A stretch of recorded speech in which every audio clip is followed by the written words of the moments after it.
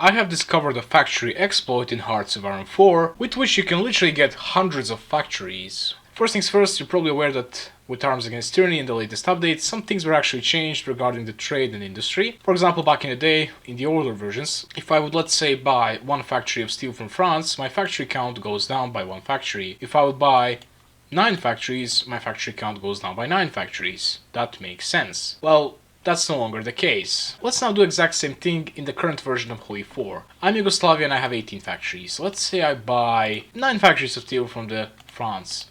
Here's the thing, I still have 18 factories. Well, if I would go to the construction tab, you'll actually see that I lost my factories. I currently have 9 factories building stuff, and now there's 0 factories here. I literally gave those factories to France, however my actual factory count didn't go down. At the start of the game, France has 52 factories, and it will make complete sense that when I buy 9 factories of steel from them, they will actually receive those factories, however their factory count will not change, they will still sit at 52.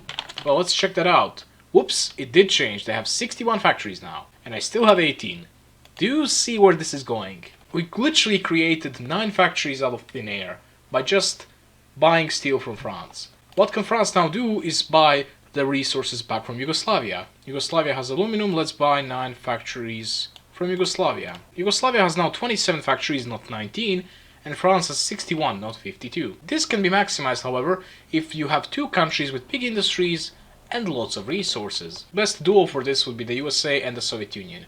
Soviet Union has 83 factories at the start, while USA has almost double that amount, 162. So what we need to do as the USA, we need to find Soviet Union here, and we need to buy stuff from them. Now the Soviet industry went up, but the American industry stayed the same. Now I can go back to the Soviet Union, and I can buy that stuff back. That's why USA has almost 200 factories, while Soviet Union has about 120. We can continue, let's maybe buy some Soviet oil. In return, Soviets will buy some American oil. Americans will buy some Soviet aluminum, and Soviets will buy some American aluminum. And now we basically run out of factories. But let's say that both the Soviet Union and the USA were in total mob. Now they can certainly buy some more from each other. Here we are some time later. I maximized the infrastructure in the United States as well as in the Soviet Union, and I also researched out excavations for both of the countries. I also did free trade for both of the countries so they can sell as much of the resources as they can, and I kept buying from each other. Here are the end results. USA has 620 factories, Soviet Union has 568. Of course, this isn't possible to do in 1936. However, in 1936 you're definitely able to have over 200 factories as the USA and around 150-ish as the Soviet Union just by doing this. So, why is this kind of an exploit and not really an exploit? Well, here I'm playing as the USA, I have only 8 factories building stuff. Soviet Union on the other hand has only 10 factories. So in reality our industry is actually worse than it was. But on paper we have way more factories than anyone else. What is this useful for?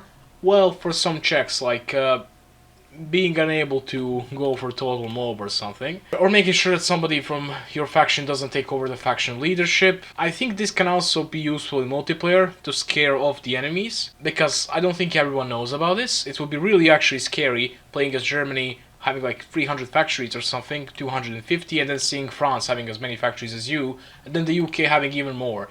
That would be pretty damn scary. Also, this can be combined. For example, USA can do this together with France if they have some leftover resources. That way you can make one country super scary. You can make USA have like 300 factories in 1936 by combining Soviet Union, France, and UK, maybe Italy, maybe Japan, maybe Sweden. Sweden, yeah, it's democratic. And yeah, that's about it. Nothing too special about this exploit.